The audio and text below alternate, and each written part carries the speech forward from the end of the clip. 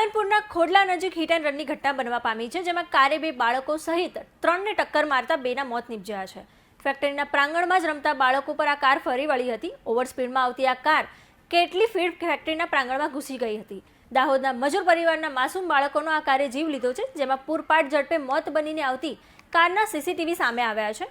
આમાં ઓવર સ્પીડમાં આવતી કાર સીધી ફેક્ટરીના પ્રાંગણમાં ઘૂસી જવા પામી હતી. આ સમગ્ર ઘટનામાં એક બાળકનું મોત થયું છે, જ્યારે બીજા બાળકનું સારવાર દરમિયાન મોત નીપજ્યું હતું.